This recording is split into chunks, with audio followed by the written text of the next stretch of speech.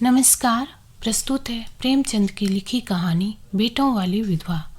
पंडित अयोध्यानाथ का देहांत हुआ तो सबने कहा ईश्वर आदमी की ऐसी ही मौत दे। 4 जवान बेटे थे, 1 लड़की। चारों लड़कों के विवाह हो चुके थे, केवल लड़की कुंवारी थी। संपत्ति भी काफ़ी छोड़ी थी, 1 पक्का मकान, 2 बगीचे, कई हजार के गहने और 20,000 नगद। विधवा फूलमती को शौक तो हुआ और कई दिन तक बेहाल पड़ी रही, लेकिन जवान बेटों को सामने देखकर उसे ढाढ़स हुआ। चारों लड़के एक से एक सुशील, चारों बहुएं एक से एक बढ़कर आज्ञाकारिणी। जब वह रात को लेटती तो चारों बारी बारी से उसके पांव दबाती। वह स्नान करके उठती तो उसकी साड़ी छांटती। सारा घर उसके इशारे पर चलता था। बड़ा लड़का कामतानाथ एक दफ्तर में 50 रुपया पर नौकर था। छोटा उमानाथ डॉक्टरी पास कर चुका था और कहीं औषधालय खोलने की फिक्र में था।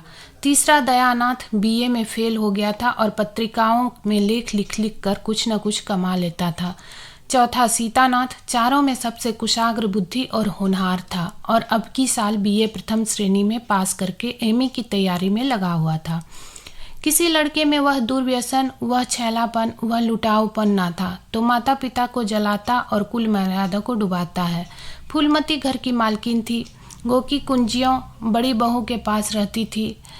पूड़िया में वह अधिकार प्रेम न था जो वृद्ध जनों को कटु और कलहशील बना दिया करता है, किंतु उसकी इच्छा के बिना कोई बालक मिठाई तक न मंगा सकता था। संध्या हो गई थी। पंडित को मरे आज 12वां दिन था। कल 13 है। ब्रह्म भोज होगा। बिरादरी एक के लोग निमंत्रित होंगे। उसी की तैयारियां हो रही थी। फूलमती अपनी कोठरी में बैठी देख रही थी। पल्लेदार बोरे में आटा लाकर रख रहे हैं, घी के टीन आ रहे हैं, शाक भाजी के टोकरे, शक्कर की बोरियां, दही के मटके चले आ रहे हैं। महापात्र के लिए दान की चीजें लाई गई, बर्तन, कपड़े, पलंग, बिछावन, छाते, जूते, छड़ियाँ, लालटेनें आदि। किंतु फूलमती को कोई चीज नहीं दिखाई गई। नियमानुसार ये सब सामान उसके पास आने चाहिए थे। वह प्रत्येक वस्तु को देखती, उसे पसंद करती, उसकी मात्रा में कमी बेसी का फैसला करती, तब इन चीज़ों को भंडारे में रखा जाता। क्यों उसे दिखाने और उनकी राय लेने की जरूरत नहीं समझी गई। अच्छा, वह आटा 3 ही बोरा क्यों आया? उसने तो 5 बोरों के लिए कहा था। घी भी 5 ही कनस्तर है, उसने तो 10 कनस्तर मंगवाए थे। इसी तरह का साग भाजी, शक्कर, दही आदि में भी कमी की गई होगी। किसने उसके हुक्म में हस्तक्षेप किया? जब उसने एक बात तय कर दी तब किसे उसको घटाने बढ़ाने का अधिकार है? आज 40 वर्षों से घर के प्रत्येक मामले में फूलमती की बात सर्वमान्य थी। उसने 100 कहा तो 100 खर्च किए गए, 1 कहा तो 1। किसी ने मीन मेख न की।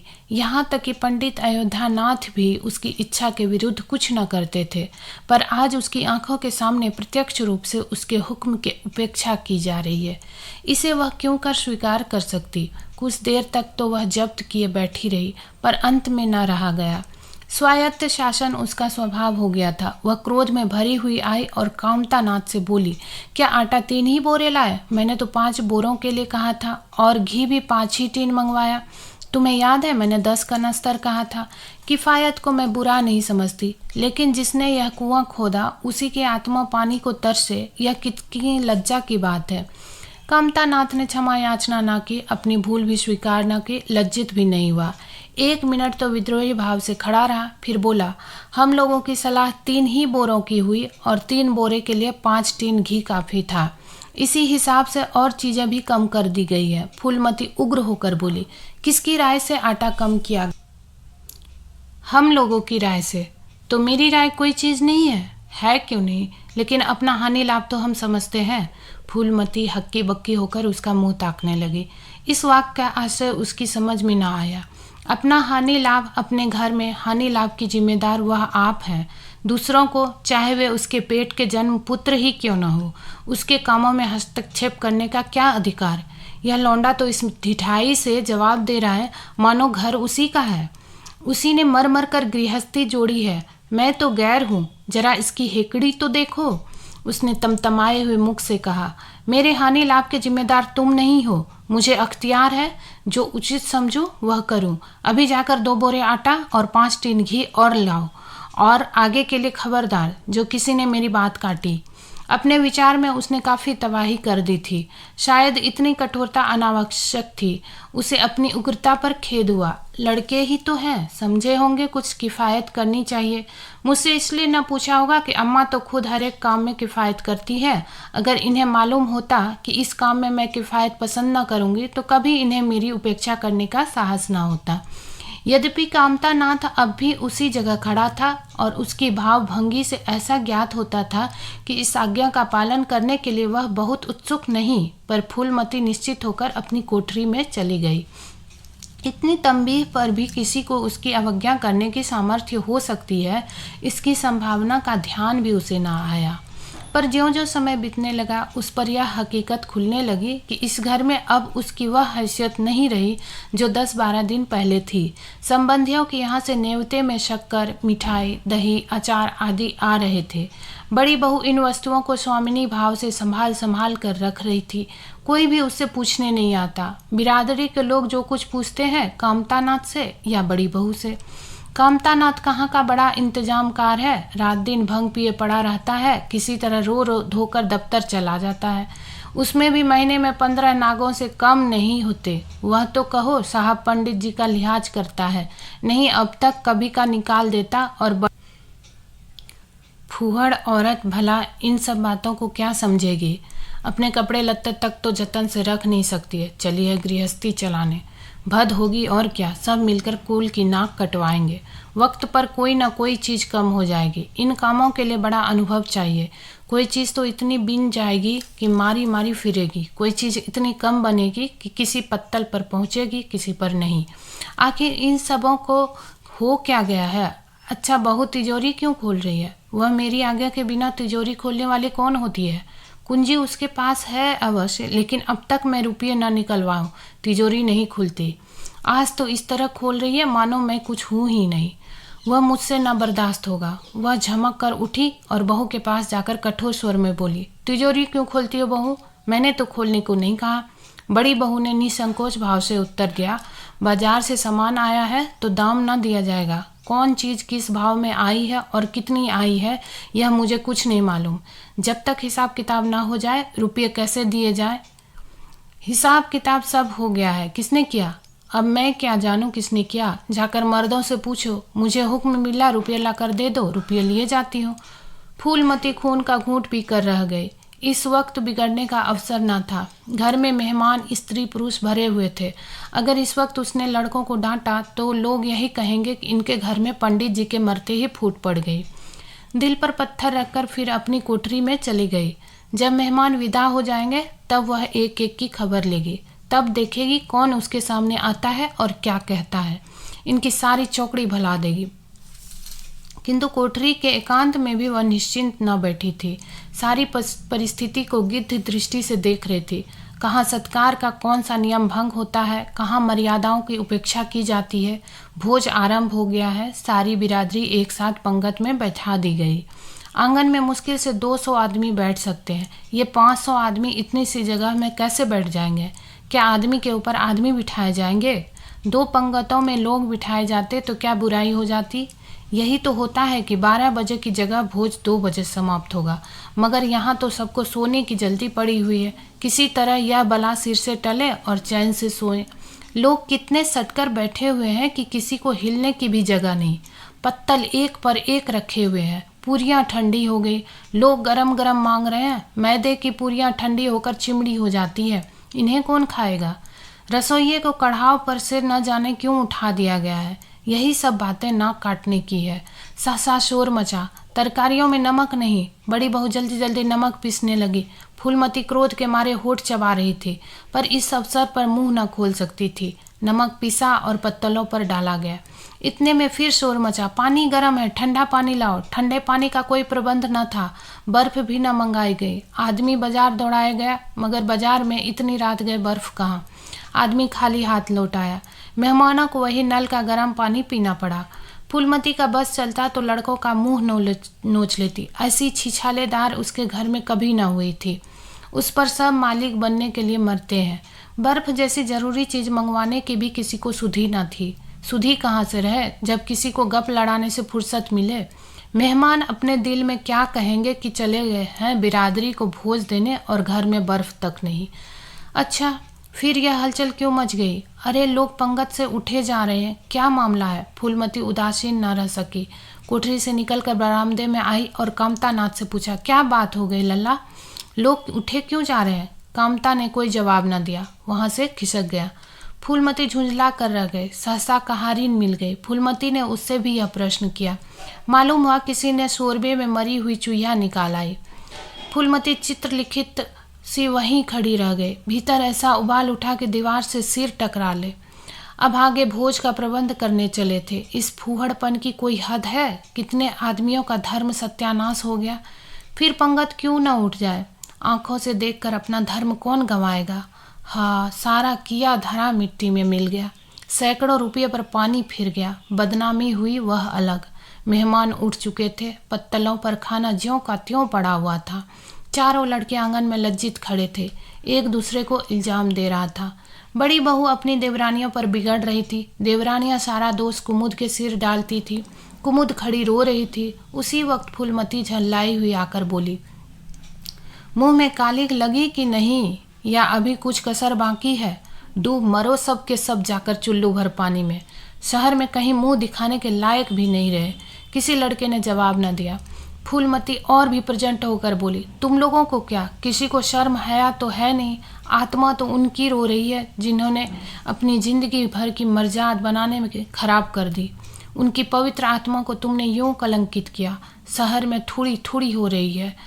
अब कोई तुम्हारे द्वार पर पेशाब करने तो आएगा नहीं। कामता नाथ कुछ देर तक तो चुपचाप खड़ा सुनता रहा।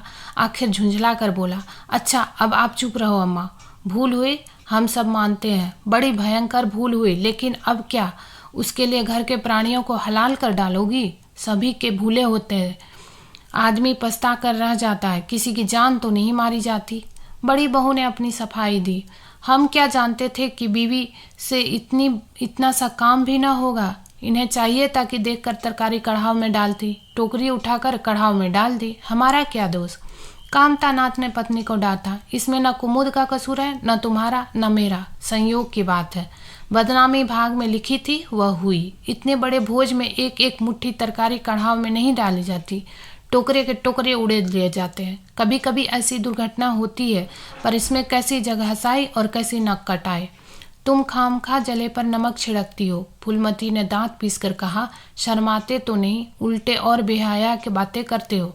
कामता नाथ ने निसंकोच होकर कहा, शर्माऊं क्यों? किसकी चोरी की है?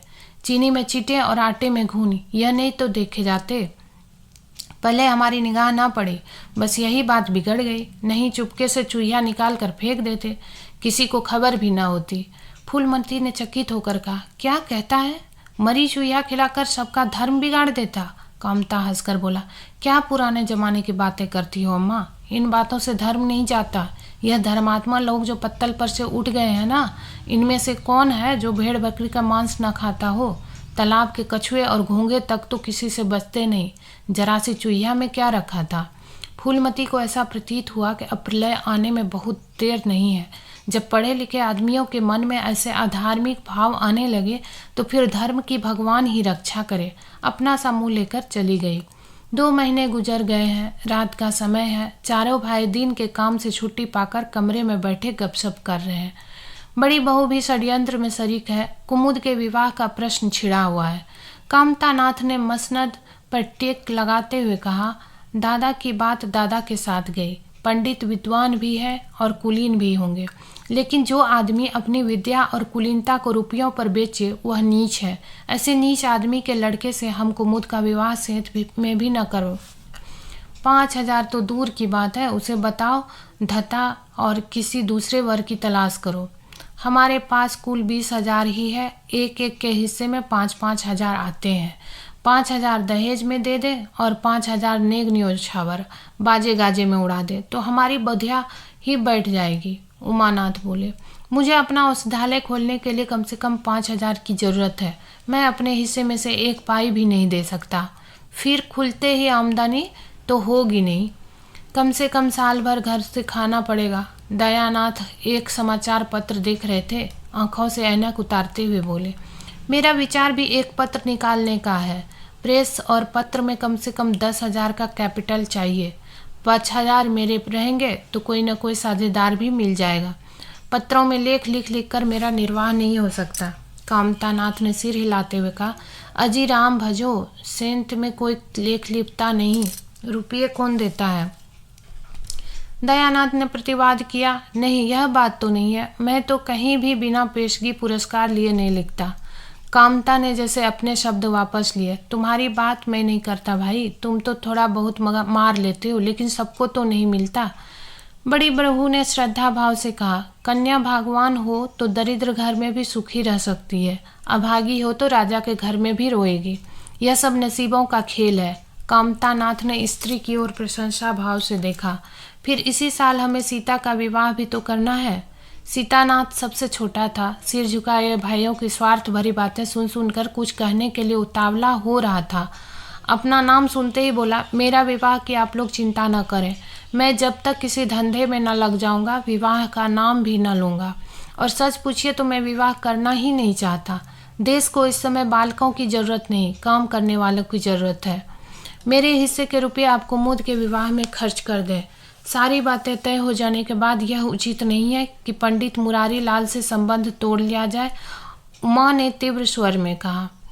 10,000 कहाँ से आएंगे? सीता ने डरते हुए कहा, मैं तो अपने हिस्से के रुपये देने को कहता हूँ, और शेष मुरारी लाल से कहा जाए कि दहेज में कुछ कमी कर दे। वे इतने स्वार्थ नहीं है कि इस अवसर पर कुछ बल खाने को तैयार न हो जाए। अगर वह 3,000 में संतुष्ट हो जाए तो 5,000 में विवाह हो सकता है। उमा ने कामतानाथ से कहा, सुनते हैं भाई साहब इसकी बातें? दयानाथ बोल उठे, तो इसमें आप लोगों का क्या नुकसान है? मुझे तो इस बात से खुशी हो रही है कि भला हम में कोई तो त्याग करने योग्य है। इन्हें तत्काल रुपये की ज़रूरत नहीं है, सरकार से वजीफा पाता ही है, पास होने पर कहीं ना कहीं जगह मिल जाएगी। हम लोगों की हालत तो ऐसी नहीं है। कामतानाथ ने दूरदर्शिता का परिचय दिया। नुकसान की एक ही कही, हम में से एक को कष्ट हो तो क्या, और लोग बैठे देखेंगे? यह अभी लड़के हैं, इन्हें क्या मालूम समय पर 1 रुपया 1 लाख का काम करता है। कौन जानता है कल इन्हें विलायत जाकर पढ़ने के लिए सरकारी वजीफा मिल जाए या सिविल सर्विस में आ जाए। उस वक्त सफ़र की तैयारियों में 4-5 हज़ार लग जाएंगे, तब किसके सामने हाथ फैलाते फिरेंगे? मैं यह नहीं चाहता कि दहेज के पीछे इनकी ज़िंदगी नष्ट हो जाए। इस तर्क ने सीतानाथ को भी तोड़ दिया। सकुचाता हुआ बोला, हाँ, यदि ऐसा हुआ तो बेशक मुझे रुपये की ज़रूरत होगी। क्या ऐसा होना असंभव है? असंभव तो मैं नहीं समझता, लेकिन कठिन अवश्य है। वजीफे उन्हें मिलते हैं जिनके पास सिफारिशें होती हैं, मुझे कौन पूछता है। कभी कभी सिफारिशें धरी रह जाती है और बिना सिफारिश वाले बाजी मार ले जाते हैं। तो आप जैसा उचित समझे।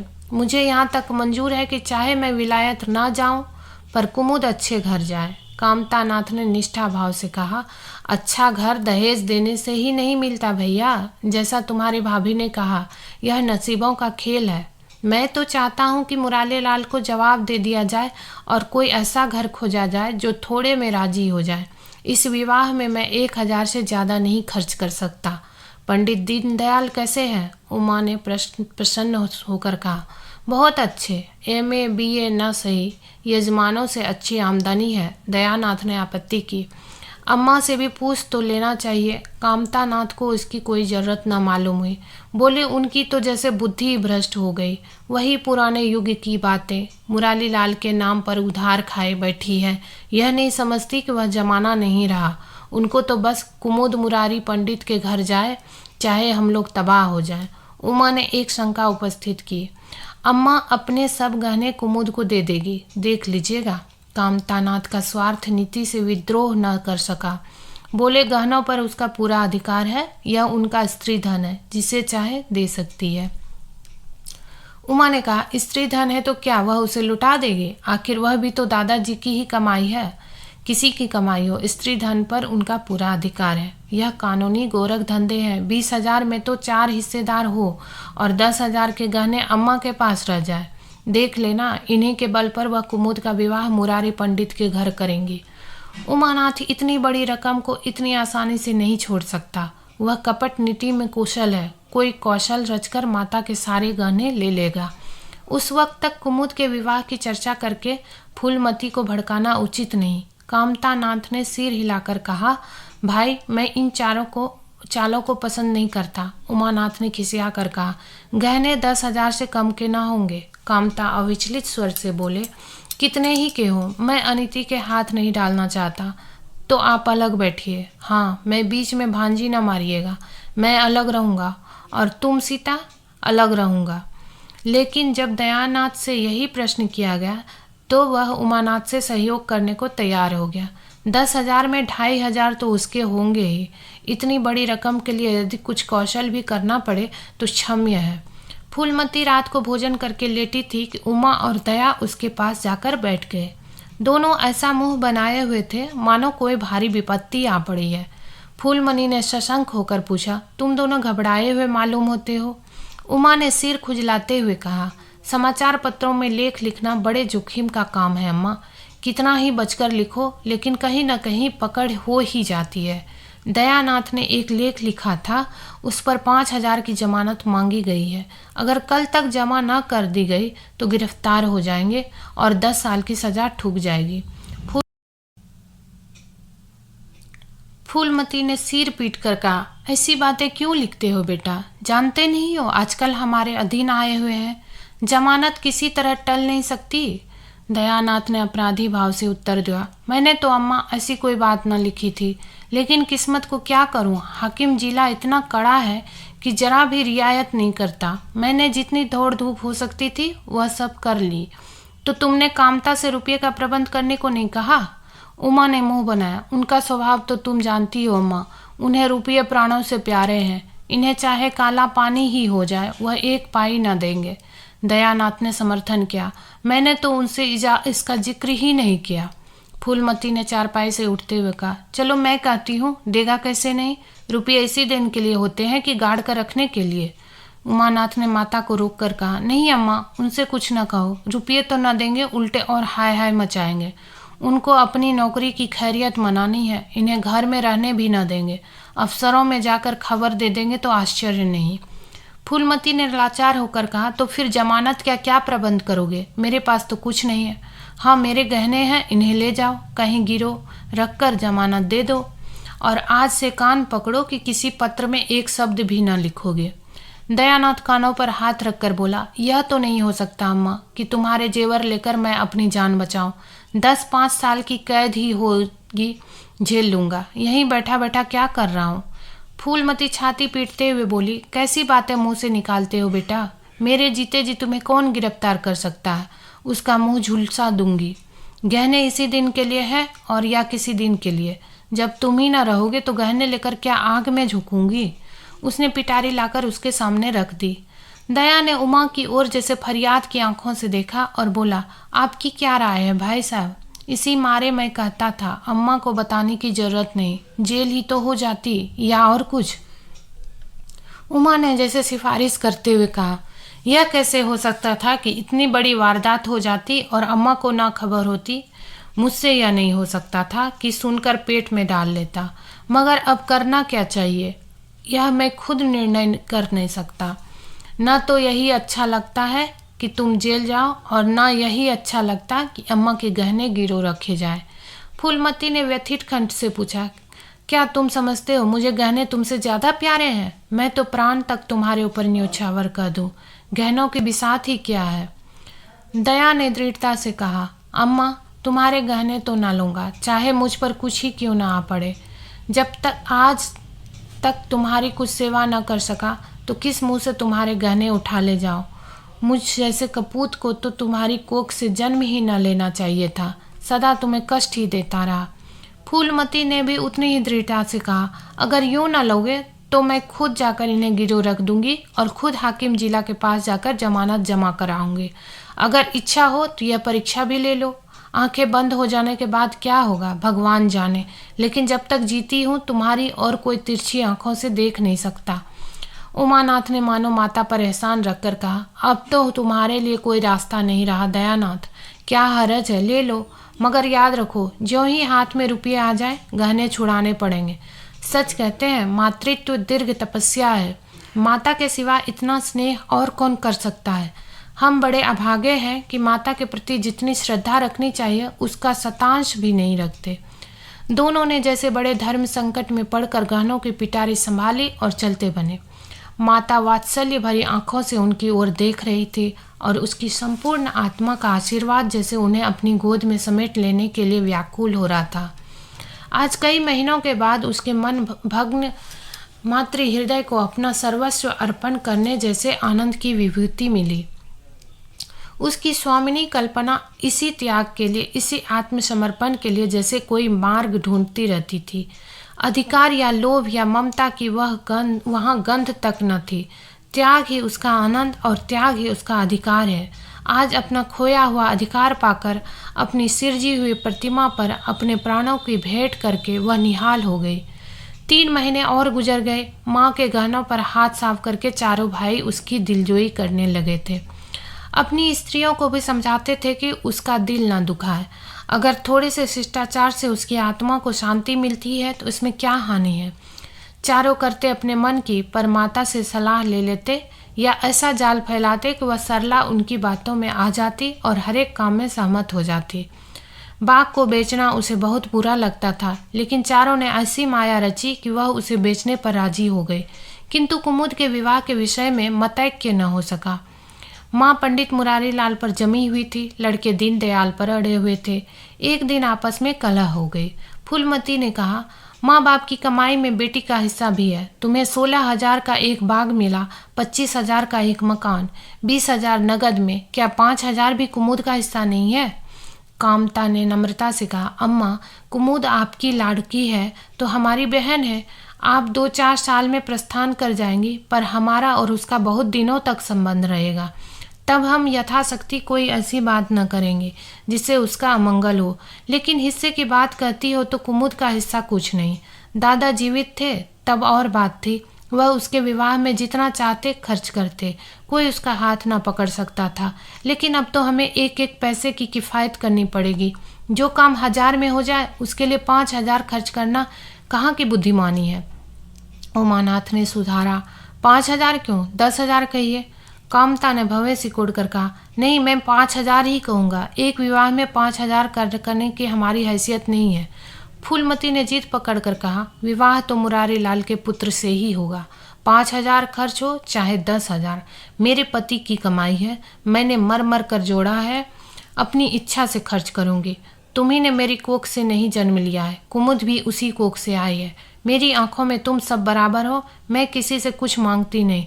तुम बैठे तमाशा देखो, मैं सब कुछ कर लूँगी। 20,000 में 5,000 कुमुद का है।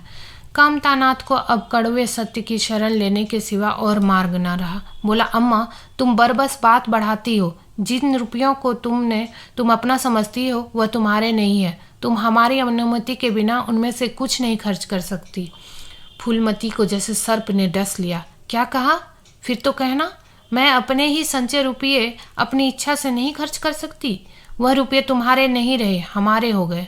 तुम्हारे होंगे लेकिन मेरे मरने के पीछे नहीं, दादा के मरते ही हमारे हो गए।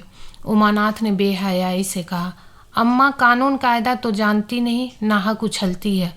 फूलमती क्रोध विह्वल रोकर बोली, भाड़ में जाए तुम्हारा कानून। मैं ऐसे कानून को नहीं जानती। तुम्हारे दादा ऐसे कोई धन्ना सेठ नहीं थे। मैंने ही पेट और तन काटकर यह गृहस्थी जोड़ी है। नहीं, आज बैठने की छां न मिलती। मेरे जीते जी तुम मेरे रुपये नहीं छू सकते। मैंने 3 भाइयों के विवाह में 10-10 हजार खर्च किए हैं। वहीं मैं कुमुद के विवाह में भी खर्च करूंगी। कामतानाथ भी गर्म पड़ा।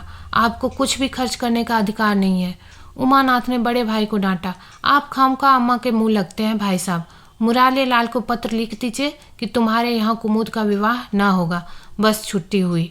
कायदा कानून तो जानती नहीं, व्यर्थी की बहस करती है। फूलमती ने संयमित स्वर में कहा, अच्छा, क्या कानून है, जरा मैं भी सुनूं। उमा ने निरीह भाव से कहा, कानून यही है कि बाप के मरने के बाद जायदाद बेटों की हो जाती है। माँ का हक केवल रोटी कपड़े का है। फूलमती ने तड़प कर पूछा, किसने यह कानून बनाया है? उमा शांत स्थिर स्वभाव में बोला, हमारे ऋषियों ने, महाराज मनु ने। और किसने? फूलमती एक क्षण अवाक रहकर आहत कंठ से बोली, तो इस घर में मैं तुम्हारे टुकड़ों पर पड़ी हुई हूँ। उमानाथ ने न्यायाधीश की निर्ममता से कहा, तुम जैसा समझो। फूलमती की संपूर्ण आत्मा मानो इस वज्रपात से चित्कार करने लगी। उसके मुख से जलती हुई चिंगारियों की भांति यह शब्द निकल पड़े, मैंने घर बनवाया, मैंने संपत्ति जोड़ी, मैंने तुम्हें जन्म दिया, पाला, और आज मैं इस घर में गैर हूँ। मनो का यही कानून है और तुम उसी कानून पर चलना चाहते हो। अच्छी बात है, अपना घर द्वार लो, मुझे तुम्हारी आश्रिता बनकर रहना स्वीकार नहीं। इससे कहीं अच्छा है कि मैं मर जाऊं। वाह हरे अंधेर, मैंने पेड़ लगाया और मैं ही उसकी छांव में खड़ी नहीं हो सकती। अगर यही कानून है तो इसमें आग लग जाए। चारों युवकों पर माता के इस क्रोध और आतंक का कोई असर न हुआ। कानून का फौलादी कवच उनकी रक्षा कर रहा था। इन कांटों का उन पर क्या असर हो सकता था। जरा देर में फूलमती उठकर चली गई। आज जीवन में पहली बार उसका वात्सल्य मग्न मातृत्व अभिशाप बनकर उसे धिक्कारने लगा। जिस मातृत्व को उसने जीवन की विभूति समझा था, जिसके चरणों पर वह सदैव अपनी समस्त अभिलाषाओं और कामनाओं को अर्पित करके अपने को धन्य मानती थी, वही मातृत्व आज उसे अग्निकुंड सा जान पड़ा, जिसमें उसका जीवन जलकर भस्म हो गया। संध्या हो गई थी। द्वार पर नीम का वृक्ष सिर झुकाए निस्तब्ध खड़ा था, मानो संसार की गति पर क्षुब्ध हो रहा हो। अस्ताचल की ओर प्रकाश और जीवन का देवता फूलवती को मातृत्व ही की भांति अपनी चिता में जल रहा था।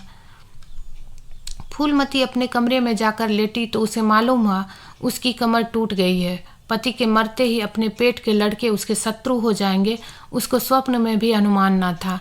जिन लड़कों को उसने अपना हृदय रक्त पिला पिला कर पाला, वही आज उसके हृदय पर यूं आघात कर रहे हैं। अब वह घर उसे कांटों की सेज हो रहा था। जहाँ उसकी कुछ कद्र नहीं, कुछ गिनती नहीं, वहाँ अनाथों की भांति पड़ी रोटियां खाए, यह उसकी अभिमानी प्रकृति के लिए असह्य था। पर उपाय ही क्या था। वह लड़कों से अलग होकर रहे भी तो नाक किसकी कटेगी। संसार उससे थूके तो क्या और लड़कों को थूके तो क्या, बदनामी तो उसी की है। दुनिया यही तो कहेगी कि 4 जवान बेटों के होते बुढ़िया अलग पड़ी हुई मजूरी करके पेट पाल रही है। जिन्हें उसने हमेशा नीच समझा वही उस पर हंसेंगे। नहीं, वह अपमान इस अनादर से कहीं ज़्यादा हृदय विदारक था। अब अपना और घर का पर्दा ढका रहने में ही कुशल है। हाँ, अब उसे अपने को नई परिस्थितियों के अनुकूल बनाना पड़ेगा। समय बदल गया है। अब तक स्वामिनी बनकर रही, अब लौंडी बनकर रहना पड़ेगा। ईश्वर को यही इच्छा है। अपने बेटों की बातें और लातें, गैरों की बातें और लातों की अपेक्षा फिर भी गनीमत है। वह बड़ी देर तक मुंह ढांपे अपनी दशा पर रोती रही। सारी रात इसी आत्मवेदना में कट गई। शरद का प्रभाव डरता डरता उषा की गोद से निकला, जैसे कोई कैदी छिपकर जेल से भाग आया हो। फूलमती अपने नियम के विरुद्ध आज तड़के ही उठी। रात भर में उसका मानसिक परिवर्तन हो चुका था। सारा घर सो रहा था और वह आंगन में झाड़ू लगा रही थी। रात भर ओस में भींगी हुई उसकी पक्की जमीन उसके नंगे पैरों में कांटों की तरह चुभ रही थी। पंडित जी उसे कभी इतने सवेरे उठने न देते थे। शीत उसके लिए बहुत हानिकारक था, पर अब वह दिन नहीं रहे। प्रकृति उसको भी समय के साथ बदल देने का प्रयत्न कर रही थी। झाड़ू से फुर्सत पाकर उसने आग जलाई और चावल दाल की कंकड़ियां चुनने लगी। कुछ देर में लड़के जागे, बहुएं उठी। सभी ने बुढ़िया को सर्दी से सिकुड़े हुए काम करते देखा, पर किसी ने यह ना कहा कि अम्मा क्यों हलकान होती हो। शायद सबके सब बुढ़िया के इस मान मर्दन पर प्रसन्न थे। आज से फूलमती का यही नियम हो गया कि जी तोड़कर घर का काम करना और अंतरंग नीति से अलग रहना। उसके मुख पर जो एक आत्मगौरव झलकता रहता था, उसकी जगह अब गहरी वेदना छाई हुई नजर आती थी। जहाँ बिजली जलती थी वहाँ अब तेल का दिया टिमटिमा रहा था, जिसे बुझा देने के लिए हवा का एक हल्का सा झोंका काफी था। मुरारी लाल को इनकारी पत्र लिखने की बात पक्की हो चुकी थी। दूसरे दिन पत्र लिख दिया गया। दीनदयाल से कुमुद का विवाह निश्चित हो गया। दीनदयाल की उम्र 40 से कुछ अधिक थी। मर्यादा में भी कुछ हेठे थे, पर रोटी दाल से खुश थे। बिना किसी ठहराव के विवाह करने पर राजी हो गए। तिथि नियत हुई, बारात आई, विवाह हुआ और कुमुद विदा कर दी गई। फूलमती के दिल पर क्या गुजर रही थी इसे कौन जान सकता है, पर चारों भाई बहुत प्रसन्न थे, मानो उनके हृदय का कांटा निकल गया हो। ऊंचे कुल की कन्या मुंह कैसे खोलती। भाग्य में सुख भोगना लिखा होगा, सुख भोगेगी। दुख भोगना लिखा होगा, दुख झेलेगी। हरी इच्छा बेकसों का अंतिम अवलंब है। घर वालों ने जिससे विवाह कर दिया उसमें 1000 ऐब हो तो भी वह उसका उपास्य, उसका स्वामी है। प्रतिरोध उसकी कल्पना से परे था। फूलमती ने किसी काम में दखल न दिया। कुमुद को क्या दिया गया, मेहमानों को कैसा सत्कार किया गया, किसके यहाँ से नेवते में क्या आया, किसी बात से भी उसे सरोकार न था। उससे कोई सलाह भी ली गई तो यही कहा, बेटा तुम लोग जो करते हो अच्छा ही करते हो, मुझसे क्या पूछते हो। जब कुमुद के लिए द्वार पर डोली आ गई और कुमुद माँ के गले लिपट कर रोने लगी तो वह बेटी को अपनी कोठरी में ले गई और जो कुछ 150 रुपये और 2-4 मामूली गहने उसके पास बचे रहे थे बेटी के अंचल में डालकर बोली, बेटी मेरी तो मन की मन में रह गई, नहीं तो क्या आज तुम्हारा विवाह इस तरह होता और तुम इस तरह विदा की के जाती। आज तक फूलमती ने अपने गहनों की बात किसी से ना कही थी। लड़कों ने उसके साथ जो कपट व्यवहार किया था इसे चाहे अब तक ना समझी हो, लेकिन इतना जानती थी कि गहने फिर न मिलेंगे और मनोमालिन्य बढ़ने के सिवा कुछ हाथ न लगेगा। लेकिन इस अवसर पर उसे अपनी सफाई देने की जरूरत मालूम हुई। कुमुद यह भाव मन में लेकर जाए कि अम्मा ने अपने गहने बहुओं के लिए रख छोड़े, इसे वह किसी तरह ना सह सकती थी, इसलिए वह उसे अपनी कोठरी में ले गई थी। लेकिन कुमुद को पहले ही इस कौशल की टोह मिल चुकी थी। उसने गहने और रुपये अंचल से निकाल कर माता के चरणों में रख दिए और बोली, अम्मा मेरे लिए तुम्हारा आशीर्वाद लाखों रुपये के बराबर है। तुम इन चीज़ों को अपने पास रखो, न जाने अभी तुम्हें किन विपत्तियों का सामना करना पड़े। फूलमती कुछ कहना ही चाहती थी कि उमानाथ ने आकर कहा, क्या कर रही है कुमुद, चल जल्दी कर, शायद टली जाती है। वह लोग हाय हाय कर रहे हैं, फिर 2-4 महीने में आएंगे ही, जो कुछ लेना देना हो ले लेना। फूलमती के घाव पर जैसे मानो नमक पड़ गई। बोली, मेरे पास अब क्या है भैया, जो इसे मैं दूंगी। जाओ बेटी, भगवान तुम्हारा सुहाग अमर करे। कुमुद विदा हो गई। फूलमती पछाड़ खाकर गिर पड़े। जीवन की लालसा नष्ट हो गई। 1 साल बीत गया। फूलमती का कमरा घर में सब कमरों में से बड़ा और हवादार था। कई महीनों से उसने बड़ी बहू के लिए खाली कर दिया था और खुद एक छोटी सी कोठरी में रहने लगी, जैसे कोई भिखारी न हो। बेटों और बहुओं से अब उसे जरा भी स्नेह न था। वह अब घर की लौंडी थी। घर के किसी प्राणी, किसी वस्तु, किसी प्रसंग से उसे प्रयोजन न था। वह केवल इसलिए जीती थी कि मौत न आती थी। सुख या दुख का अब उसे लेस मात्र भी ज्ञान न था। उमानाथ का औषधालय खुला, मित्रों की दावत हुई, नाच तमाशा हुआ। दयानाथ का प्रेस खुला, फिर जलसा हुआ। सीतानाथ को वजीफा मिला और विलायत गया, फिर उत्सव हुआ। कामतानाथ के बड़े लड़के का यज्ञोपवीत संस्कार हुआ, फिर धूमधाम हुई। लेकिन फूलमती के मुख पर आनंद की छाया तक न आई। कामता प्रसाद टाइफाइड में महीने भर बीमार रहा और मरकर उठा। दयानाथ ने अब की अपने पत्र का प्रचार बढ़ाने के लिए वास्तव में एक आपत्तिजनक लेख लिखा और 6 महीने की सजा पाई। उमानाथ ने एक फौजदारी के मामले में रिश्वत लेकर गलत रिपोर्ट लिखी और उसकी सनद छीन ली गई। पर फूलमती के चेहरे पर रंज की परछाई तक न पड़ी। उसके जीवन में अब कोई आशा, कोई दिलचस्पी, कोई चिंता न थी। बस पशुओं की तरह काम करना और खाना, यही उसकी जिंदगी के 2 काम थे। जानवर मारने से काम करता है पर खाता है मन से। फूलमती बेकहे काम करती थी पर खाती थी विष के कौर की तरह। महीनों सिर में तेल न पड़ता, महीनों कपड़े न धुलते, कुछ परवाह नहीं। चेतना शून्य हो गई थी। सावन की झड़ी लगी हुई थी। मलेरिया फैल रहा था। आकाश में मटियाले बादल थे, जमीन पर मटियाला पानी, आर्द्र वायु, शीत, ज्वर और श्वास का वितरण करती फिरती थी। घर की महरी बीमार पड़ गई। फूलमती ने घर के सारे बर्तन मांजे, पानी में भीग भीग कर सारा काम किया, फिर आग जलाई और चूल्हे पर पतीलियां चढ़ा दी। लड़कों की समय पर भोजन मिलना चाहिए। सहसा उसे याद आया, कामतानाथ नल का पानी नहीं पीते। उसी वर्षा में गंगा जल लाने गई।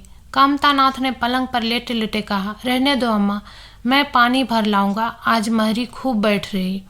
फूलमती ने मटियाले आकाश की ओर देखकर कहा, तू भीग जाओगे बेटा, सर्दी हो जाएगी। कामतानाथ बोले, तुम भी तो भीग रही हो, कहीं बीमार न पड़ जाओ। फूलमती निर्मम भाव से बोली, मैं बीमार न पड़ूंगी, मुझे भगवान ने अमर कर दिया है। उमानाथ भी वहीं बैठा हुआ था। उसके औषधालय में कुछ आमदनी ना होती थी, इसलिए वह चिंतित था। भाई भावज की मुंह देखी करता रहता था। बोला, जाने भी दो भैया, बहुत दिनों बहुओं पर राज कर चुकी है, उसका प्रायश्चित तो करने दो। गंगा बढ़ी हुई थी जैसे समुद्र हो, क्षितिज के सामने के कुल से मिला हुआ था। किनारों के वृक्षों की केवल फुनगियां पानी के ऊपर रह गई थी। घाट ऊपर तक पानी में डूब गए थे। फूलमती कलसा लिए नीचे उतरी। पानी भरा और ऊपर जा रही थी कि पांव फिसला। संभल ना सकी, पानी में गिर पड़ी। पल भर हाथ पांव चलाए, फिर लहरें उसे नीचे खींच ले गई। किनारे पर 2-4 पंडे चिल्लाए, अरे दौड़ो, बुढ़िया डूब जाती है। 2-4 आदमी दौड़े भी, लेकिन फूलमती लहरों में समा गई थी, उन बल खाती हुई लहरों में जिन्हें देखकर ही हृदय कांप उठता था। एक ने पूछा, यह कौन बुढ़िया थी? अरे वही पंडित अयोध्यानाथ की विधवा है। अयोध्यानाथ तो बड़े आदमी थे। हाँ थे तो, पर इसके भाग्य में ठोकर खाना लिखा था। उनके तो कई लड़के बड़े बड़े हैं और सब कमाते हैं। हाँ सब है भाई, मगर भाग्य भी तो कोई वस्तु है। दोस्तों, आशा करती हूँ आपको ये कहानी अच्छी लगी होगी। ऐसी ही कहानियों के लिए हमारे चैनल को सब्सक्राइब करें। धन्यवाद।